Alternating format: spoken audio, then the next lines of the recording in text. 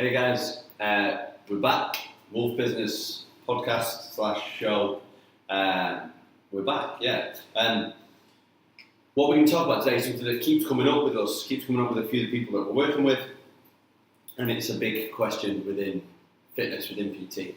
And it's, do you need, or when you should be going to a studio? And we're just going to get it out there straight away. Mostly the people we speak to cannot progress to where they want to be and where they set their heights to be in a commercial gym. It's just not possible because you're always under someone else's umbrella, and it's as simple as that. The people that own the commercial gym don't want somebody to be running that gym. They want somebody to be doing 20 hours a week and coming in on time and delivering decent PT sessions and paying their rent. If you want to go beyond that, then who are the people that we're working with? Then you need to be looking beyond the place. And it's a tough pill to swallow, especially when you're in a commercial gym for a long time, or if you've got a high base of clients. It's quite a tough one to swallow. It was definitely a tough one for me. But yeah, we're just going to discuss when, how, why, and even if you even need to, go from a commercial gym to a studio. Josh, thoughts? One thing that we need to point out right away is that obviously everybody doesn't need a studio. No. It's part of it. There's many different ways to be successful in the industry. There's lots of people doing it many different ways, and not every journey and every path has a studio involved. You might be able to make a success out in a commercial gym if that works with your business model, or you're working with somebody else's studio, or you might even involve facility. A lot of people. Well, going to a studio doesn't necessarily mean that you have to own the studio. Working in a studio owned by somebody else can bring its own set of advantages as well. Yeah, I mean, so one time that when I would say that is a good time to get a studio is if you already have quite a large client base. Speaking from my position, I feel like a real good base to have is a group training base, in my opinion, which means you've got a lot larger base to take over first of all, and a lot larger the chance of having word of mouth as well, because you'll have a lot more members in that way. And there's not so many purely just one-to-one studios open at the moment, but you can also do that route and have that success as well. Absolutely, yeah. I mean, mine's a group training studio, but one-to-one as well. Yeah, we both do group. We both focus on group training because that's what we like. It's not because it's the best way, it's not just the only way, it's because we're passionate about it, so that's what we work with. There's definitely PT-centred studios out there working well, we're not saying that at all. I think client base is obviously important, but I think before that consideration of having enough clients, I would want a good couple of years of a few highs and lows in the commercial gym. Yeah. And here's my reason. If you're a PT looking at going to a studio, private studio, and you keep getting these dips, as a lot of PTs do in the business, oh, it's winter, everybody's dropped. Oh, back up, it's January. Oh, it's summer, nobody's coming in. Oh, it's back up because people are feeling fat for the holidays and boom, boom, boom. If you can't keep a steady business, you haven't got your foundation in place for a steady business throughout the year in a gym with 1, 2, 3, 4,000 members, you are not going to be able to do it in a studio. There's certain lessons you have to learn along the way. For me, in my opinion, again, that make you strong enough to be able to hold up in a studio. Well, I think ultimately with your own place, the highs are higher and the lows are lower. There's a lot more extreme. So things aren't going well, they're really not going well, and if they're going well, obviously they're going really, really well. So back to what Lloyd said about doing your time a little bit in a commercial gym or outside of a commercial gym working by yourself.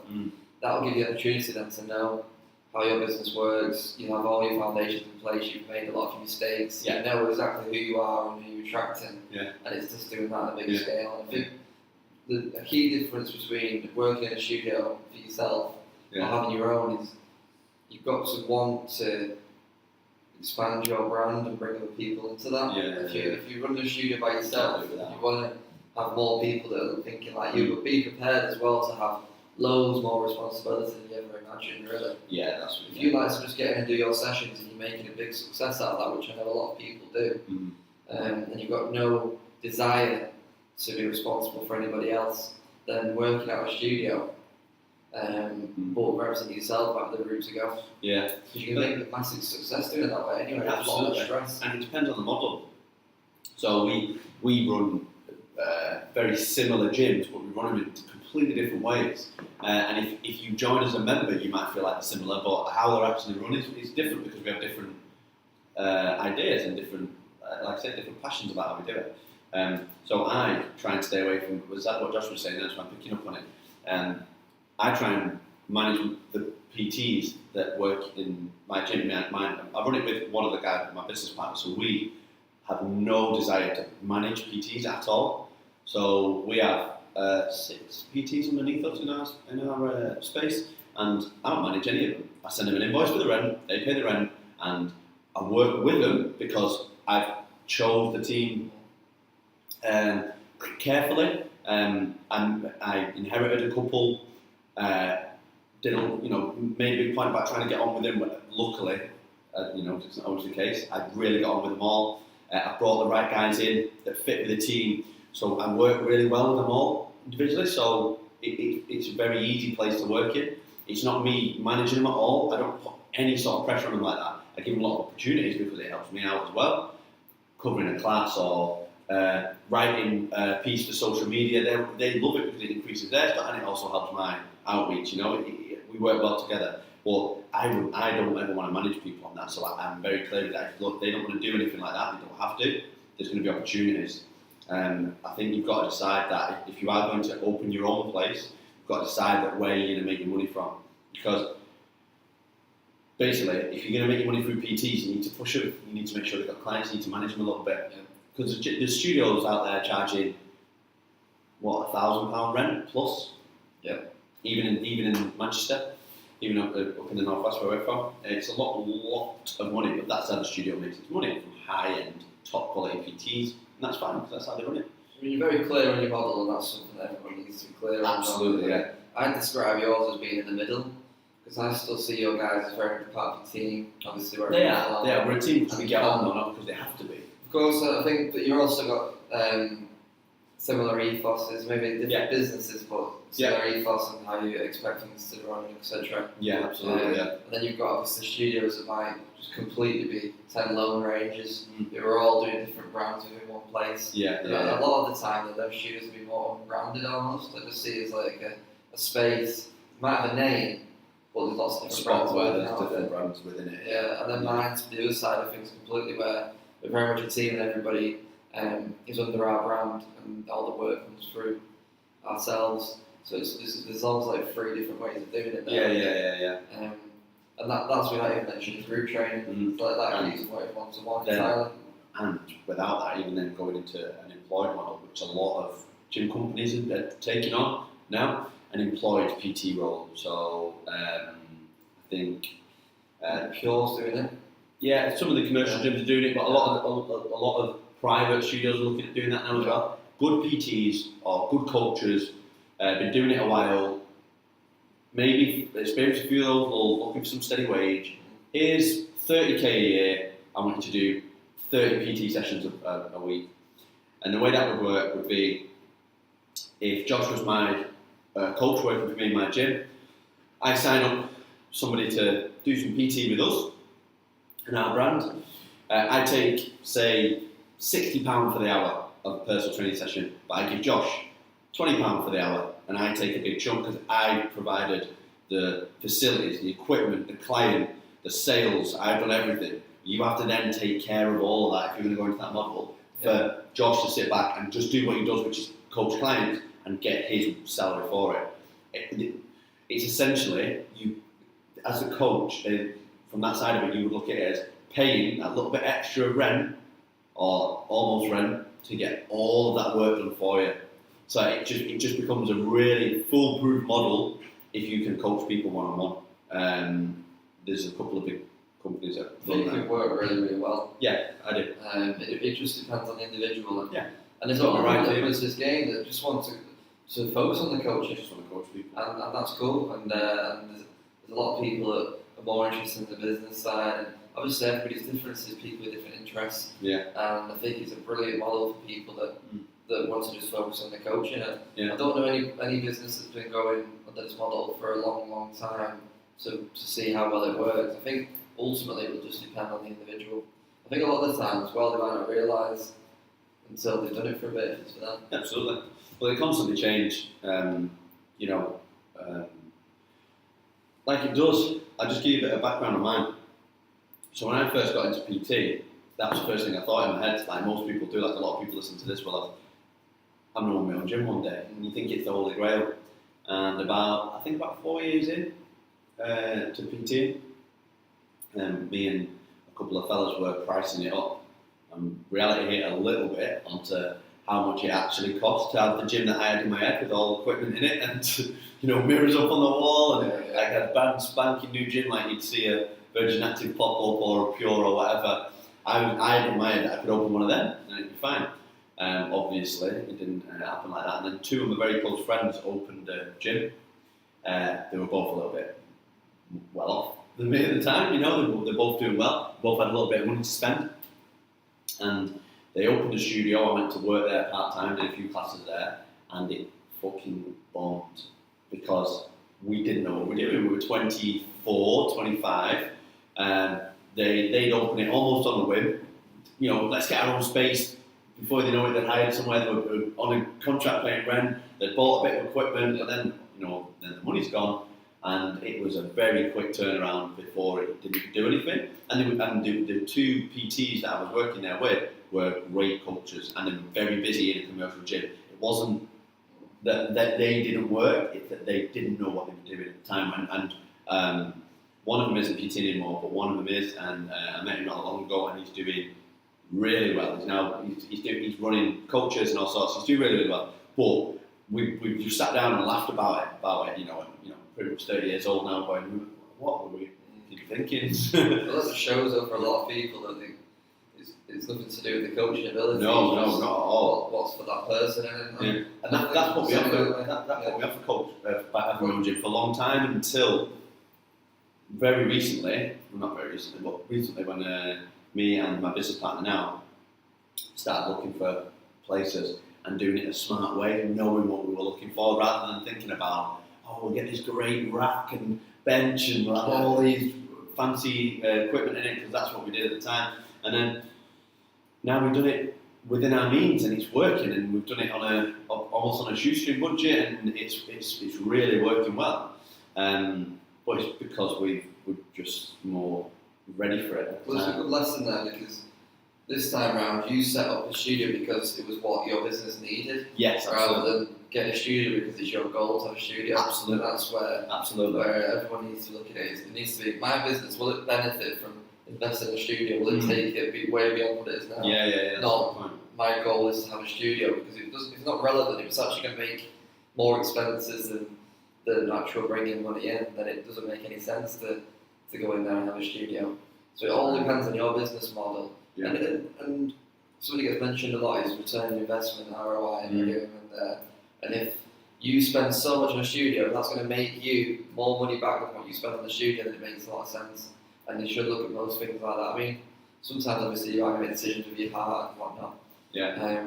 So obviously, but if you really want a studio and that's one of your goals, then set up a business that's going to actually thrive in a studio. Yeah, make a lot that's of a good sense. point. Let's just recap a little bit. We'll just catch up and recap. What time should be timing? I don't know how it's gone. But we've been chatting about stuff.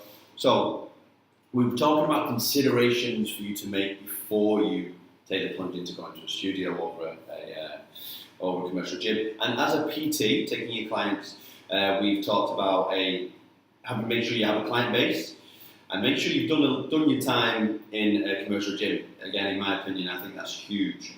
If you are already at that step and you want to be taking your own studio, the considerations that we've already got is making sure that you have a desire for more than PT. If you just want to coach people in your own space, having a studio might not be the most financially viable It'll be option a for lot you. So, more work for you than coaching as well. yeah, so make sure that it's right, that you have the desire to do more than that. Knowing your model and knowing that it's right for the studio and that it will benefit your business to have that model in a studio. I've got one more one add on straight away to the owning your own gym, which is something that's touched on before, and we talk about it all the time. Equipment in your gym. Well, you know what else comes with that? The equipment and the size of your studio. So you're a PT in a gym and you go, oh, I want a studio, and before you know it, you're on Black Box and you're on Watson and you're on Atlantis and you look and the websites and you're looking at all the amazing equipment, and before you know it, you could spend 50, 60, 70,000 pounds, and then when you're looking at spaces, you're going, oh God, 1,000 square foot. I don't know. Once you obviously, when I started looking at studios, I didn't know what a square foot was, so I was just like, I had no idea. And you're looking at these pokey little rooms and going, oh, I can't make a studio in it. And that is something to go through the process before you take it out. You don't need a lot of equipment. You can do it on the bare bones, I promise you. I've been quite fortunate with mine, where I've got quite a lot of equipment and that we've took into the studio. We've started it quite well. Josh has started his with barely anything. Yeah. And just kept growing as we went along. Growing gradually, rather than laying out loads of money at the beginning. Grew it gradually. Started with very little equipment, and now it's really good. But it started with very little equipment, but just with the right ethos and attitude and atmosphere in the place, and that can go a long way. Obviously, a lot of coaches listen to this and understand. And then the size of the space that you think you need as well is huge, because you can do it on a tiny room as well.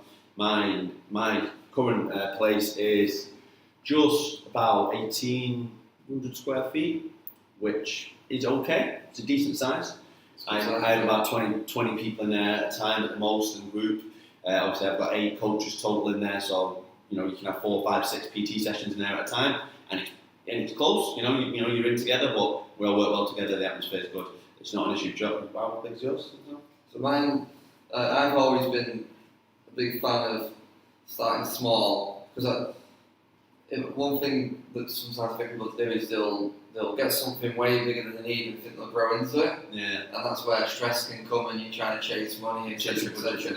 I always had the idea of, one of my first years was a log cabin built in my garden. So I like the idea of... It's essentially a massive posh shed in his back garden, and he was running, 7, 8 group sessions a week in there, and killing it. Don't take his modesty for it. He's absolutely smashing it in this shed. Started small with a 400 square foot studio, which is about the smallest studio you're going to see, but if you use the space right and don't just overload equipment. Yeah. And ultimately, let's not forget, another thing not mentioned is people are coming to get results. They're not coming for the best equipment. They're coming for, it's down to the coaching more than anything. So if you've got a few kettlebells, you can get just as good results as some people that get all the equipment in the world. So we did 400 square foot, and then we're very fortunate that in the same building we can actually just expand rather than move. But if we didn't have the room to expand, I'd have waited till we got busy in the 400 square foot and then moved elsewhere, and just never had that stress. But I'll grow it and then move. And when we say 400 square foot, you've got to think about how small that room is as a room. It's a small office essentially, wasn't it, right? Yeah. It's been converted into a, and you've got how many members training there? 100 now? So we, in that one, probably get 100 members, one for the doors a week. 100 members in the 400 square foot. You know how many people tell me that, I've got 30 clients, I need 1,000 square foot and whatnot, I'm going to have 2 PTs, I need this much. Nah, if you work it right, if you get it working for you, that's the sort of numbers you can work, and that's how many people at a time train? We usually max it out at 8 at a time. So it's 8 or one-on-ones. So it's organisation, isn't it? It's organising it, knowing the model and working it right. If you have 8 at a time, 10 times a day, that's 80 through the doors a day, so it's just organisation. Yeah, absolutely. We're looking to have 200 members through the door, now we've expanded, we've got double the space, so... One of the things that's good with that sort of style as well, because Josh has had his studio a little bit longer than mine, and I've experienced him get excited about it, so I try to take it to mine as well. So what happens is, you go to a gym, it's fully kitted out, when you get a new piece of kit, people go, oh, there's a new piece of kit over there. So it's about time you repaired that. Yeah. That like pull down's been broke for 3 days. Yeah. When you go to a gym and it's basic equipment, so in my gym you've got a rig, you've got Olympic bars, kettlebells, dumbbells, and battle ropes, and that's about it. And I run everything on that, and it's enough, right? We brought a tyre in, right? So, but we went to a farm and said, have you got any tyres we can buy off you? And they're not allowed to burn them now, so we said, if you can take it out of me, you can have it for nothing. One of my business partner's friends is a tree surgeon, he's got a big pickup truck. We rang him up, we went down the farm, threw a 140 odd kilo tyre, big tractor tyre, on the back of his truck, took a picture of it, put it in our private group. People went nuts. Thinking about just getting their hands on one new piece of kit. It's a cool piece of kit, don't get me wrong. And people love it. And then you know how many times people then come in, can use a tyre, can we go on the tyre, can we ever go this? I've just ordered some sandbags, proper sandbags, like industrial bastards. Really heavy, big heavy ones. Not like core bags that you see in like in Pure Gym now. You're talking like looks like an industrial sandbag with a couple of handles tied to it almost, yeah? And I've put it on the group and people have gone nuts. I can't wait to get hold of it because it's just a little buzz. And one of the things I always say to the guys is it's not just about the equipment. The quote I always use is ingenuity over equipment. So if you can show somebody who only knows a kettlebell swing, squat and press, if you can show them a lateral clean into a full snatch, it's like a new piece of kit altogether. If you can show them a new way how to use the barbell. Just maximise your stuff in big gyms. Some people touch on that stuff. Well, that's as exciting as anything else. There's nobody in there in my groups. So over a week on groups, we probably have 30 people through the doors over the week, 35 people at the moment. And with PT, talking close to 100 because we've got a lot of clients going in there. And they're learning new stuff every day, just like they have in any other commercial gym. It's about coaching again. It's not about equipment and size of the place. It's about the quality of the coaching. I done PT sessions. I know Josh has as well. I done PT sessions when it called for it at the time. And people in car parks, out in a park, you don't need anything to make a great session. And that's where your coaching really comes into play. So what I always see is when you get a new piece of fancy equipment, it's just a bonus and something new. And because one of the things we coach on big time is just making people enjoy themselves. So actually bringing in a new piece of equipment is just going to increase the enjoyment, and that's more the reason why you want to bring it in more than just than what you can do with it. It's more just giving everyone a bit of a lift. Yeah, and then because you know what happens as well then, for me and Ben, business partner, we do it all the time. So we were going to get, so we're trying to do a piece of equipment every month. So we got a budget for it and we're like, we can add a little bit of this, a little bit of that. And we were like weighing up chains, for a bench. I told you, didn't it? Yeah. So we're like, chains would be awesome. And it took, we talked about for 5-10 minutes on stuff we could do, how cool they look and the sound, everything that comes good with chains. And we're like, we're only buying that for us though. We've got 30 odd members, 30 odd members that want sandbag and they're all going to be mint and they're going to love that in a circuit or they're going to love that in a strongman session or whatever. Yeah. We're buying chains because we want chains. You've got to get out of that. That's so cool because getting PTs. Yeah, because it's like the tyre, the amount of new things you can do with it is yeah. And there's only so many things you can have at the end of the day, so you've got to weigh up what's the cost against how much you can do with it. Yeah, and then when you're going to bring it in. Yeah. Let's have one for PTs, another consideration for PTs. What for? So people that are going to go work in a studio. To go to work in a studio, not to own the studio, to work in it. To go work in a studio, I think, is obviously having a plan of where your work's going to come from, because if you work in a studio, you're not going to have the footfall that a commercial gym would have. And if you're somebody that usually heavily relied on that, then you're going to have a new marketing strategy. I mean, if you're an experienced PT, one thing that I always find underrated is it's getting, if you've had, say, 10 years of PT experience, you've probably had about, let's say, 50 clients that are not with you anymore that have trained with you. Yeah. You've got 50% of your clients there that you can almost keep bringing out of retirement if they call it retirement. Yeah. So that's a real, a new PT in a studio wouldn't have that pool of people. But an experienced PT, Lloyd will agree with this, you've always got one or two at all times that are probably willing to come back. So Absolutely. using that pool, if I drop them all a text now, I'll probably get 5 or 6 back right now. My newest recruit has done that. We worked together in a commercial gym in the city centre of Manchester, probably 6-7 years ago. Right, that's how long. He's been away and he played football and then he came back and he's working in a gym in Bolton where he's from, smashing it over there, killing it, not a problem. He's moved into the centre and been back to the Manchester City Centre. Obviously, I haven't worked with us. And after speaking to Josh, he messaged people that he hadn't spoke to in 6 years from the old gym, and one of them signed up this week for 2 sessions a week. Oh yeah, mate, yeah, I've been following you on Instagram. It'd be good to hear from you. I'd love to get a session with you. Yeah, let's go. Before you know what he's in. Like that's a really big point. That's the benefit of being a good coach as well. Yeah. When you're a good coach, because when people leave, it doesn't mean that you're not good. It just means that it wasn't fitting in with that time, or there's not time, and you've got to prioritise something else, etc., etc. But if they work with you, they've got results. You're the person they're going to come back to when they want to do something again. Yeah, that's really so. That's when I really look at that pool, and some people's pool of ex-clients is bigger than you think. There might be people that there might not always be people that have worked with you like in the last couple of years. It could be 6 years ago, another gym that you worked at, or somebody that couldn't quite do it at one time. Yeah. So yeah, I mean, there's loads and loads of people that you should be able to tap up at any time, and obviously bring them back in and get the results again. So that's a major one. And obviously, I think always looking to, in fact, this is one that gets overlooked a lot. Always looking to improve the studio as a whole. So don't, even though you are in that kind of environment, maybe a bit of a lone wolf, and you're looking to focus on your own success. Ultimately, if you can help the success of the studio as a whole, just by getting the word out there, etc., that will help you. Some people don't see that. They don't realise. And it makes so much sense. If you think of certain PTs or certain gyms that we all know as coaches. We all know what W10 is, right? Yeah. We all know that. That's a private training facility.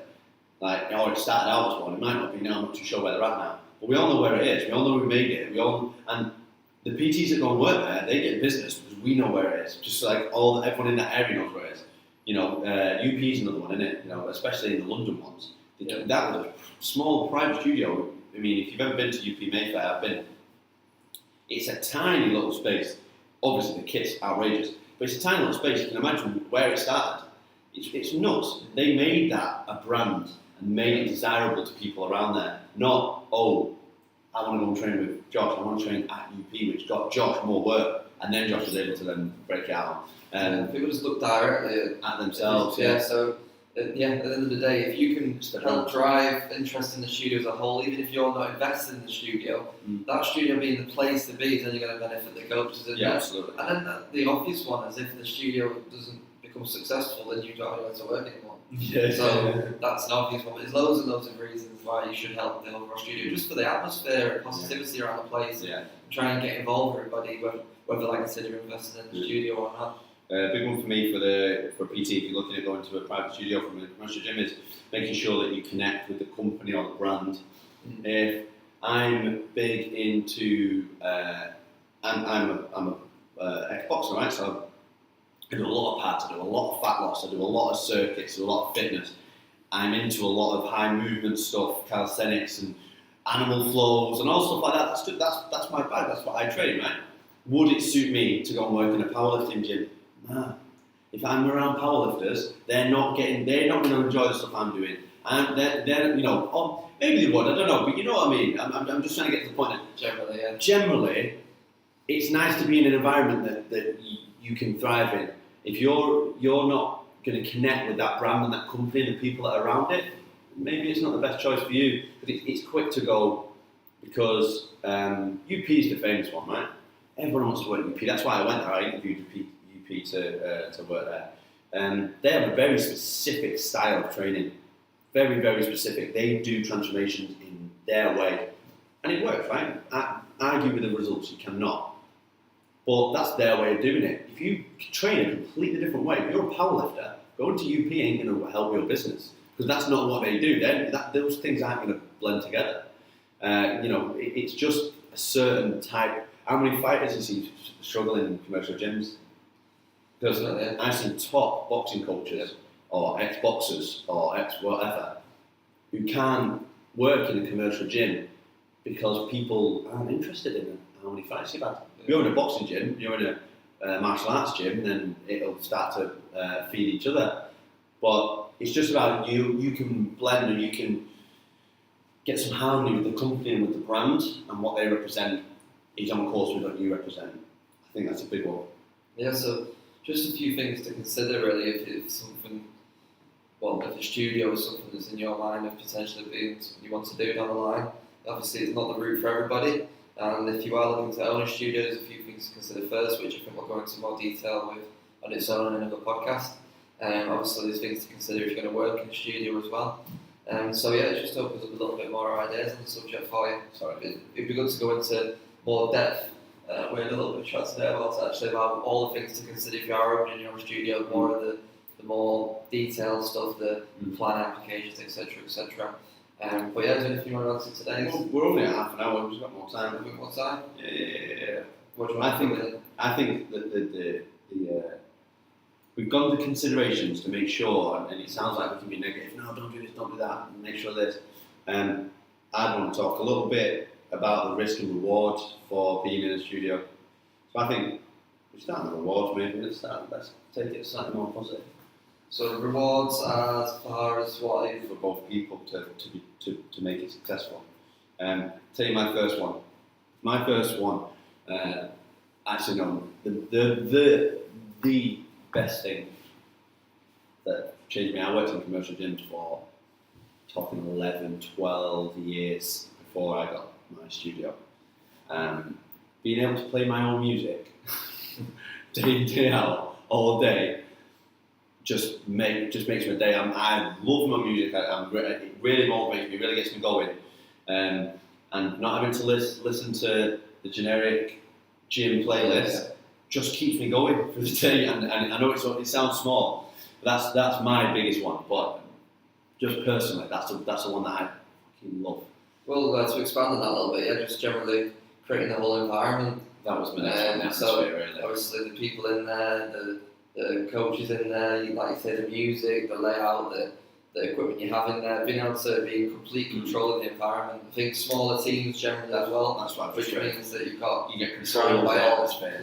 People. You got the coaching, the guys that you want to be around, and some people that are in your beliefs. Because there's always conflicting beliefs with big gyms, isn't there? Yeah, of course. With big teams. Yeah. But when it's your team, it's a lot of people on the same wavelength. Yeah. So the thing that the clients always remark on ours is if I'm in a PT session with my client and Josh is in a PT session with his client, the atmosphere is good in there, so we can have a little bit of a laugh. Obviously, everybody's working hard, but if people talk to each other all the time. If there's a group on at the same time as a PT session on, everybody knows each other. We do a lot in the community. We do social stuff. We do, we've had social yoga events and breakfasts and things like that, and people just get on because they're drawn to the same sort of atmosphere that we like to create. It's sort of what's it called? Like a self-fulfilling prophecy. You keep building and you keep talking and you keep bringing that into your current clients, and more people are attracted to it that are like that. And I think that with our team and studio has done nothing but grow since we've gone in, and I think that the part of that is just making it such a positive place to be in the style that we thrive in, and that our clients thrive in. Obviously, if they're that sort of person, I think that's huge for me, and you just keep making me happy every day to be working within it. Whereas definitely that's more than days in commercial gyms where I've been grinding stuff through because the atmosphere just ain't great. Yeah, one of the things I really like as well is being in charge of the creativity. So if the members are demanding something, you can make the decision on sorting it out for them. So if you're in a much bigger place where maybe the people that are making the decisions aren't even on site, it's hard to always listen to the members and make things happen and whatnot. Whereas when you're in your own space, you can obviously make the decisions and sort things out for people, whether it's needing new equipment or music's rubbish or whatever really. Yeah, whatever gets people going. And obviously a smaller community gym is a little bit more inclusive. Yeah. Obviously you can do socials and all these kind of things. People get a little bit closer and build strong friendships because everybody's doing everything together around each other along. So that's another big positive. Excellent. I think for the PT, if you're going in to work for somebody's studio, work in somebody's studio, and the benefit, massive reward I found when I brought my one-on-one clients out of a commercial into a studio was that the clients love getting one-on-one attention without distractions, without other people around. Some people, obviously, you have to create your atmosphere. It can't be dead quiet. It can't just be you and them and in the silence. Well, I had a couple of clients in the first week just say, I cannot believe how much better it is training when it's just us two. When it's just the 2, 3, 4 people in a room and just our gym. The clients absolutely loved it. That's an underrated thing for clients. Yeah. They don't realise just how good it is in They real don't. space. No, a lot If of you want to clients shut don't your realise back that. down or whatever, you can just get on the session and just kind of, just feel a lot more comfortable, can't you? And obviously, you got access to whatever you want as well. Absolutely, You you can plan a session don't with have all to wait detail. for a bar. You have to do this. I say this guy training in the evenings, Ben, and he's a beast, right? I love training him because he loves anything that you can throw at him. Basically, he wants to do the hardest thing that you can think of, but obviously in a controlled way and whatever. But so I've taught him all sorts. I've taught him Olympic lifts. I've taught him massive tri-plane exercise, kettlebells. I've taught him how to box. I've taught him how to skip. Like the guy just picks up anything. I love it. When I was in the commercial gym, I wanted to teach him how to Olympic clean. Right, so today we're going to do front squats and high pull or whatever. You break it down to trying to can't get a bar, can't get a rack. Okay, so we're going to have to do something else, and I obviously improvise. Now we're in the studio. Right, today we're doing front squats. We'll do them. That's it. The plan is the plan. And it's very, very tough to do that when you're in a very busy commercial gym, as I was, 4,000 members, 30 PTs. It's tough to get everything done exactly how you want it. And obviously it just makes the programming so much more fun that you can control that stuff. Which one have we not covered there? And then we're on rewards for either, really. We've got 2 of each. Another reward for having your own studio is, I believe, one of my personal favourites anyway, is getting to choose your team. That would make a reward of being the owner. Being able to bring people in on your mission, really. Since day one, I had a clear mission myself and the kind of people that want to work with, etc. Getting to bring in your own team is just a great feeling, especially when you start seeing them thriving as well. Yeah. You know, to be almost choosing the guys that are going to help you drive your mission forward, and helping them with their careers while they're helping you with yours. Obviously, back to the environment a little bit again when you're choosing who you're around, and I love putting the team together because I managed to get people with different skill sets while all having good different personalities and really. And it's worked. Some people say they don't work with friends and stuff, and I did manage to bring in quite a few people that I've known for a while, and because I've chosen the right people, it's worked really, really well, and it's something I've really enjoyed. Yeah, absolutely. But being able to give people those opportunities is a great feeling. Yeah, absolutely.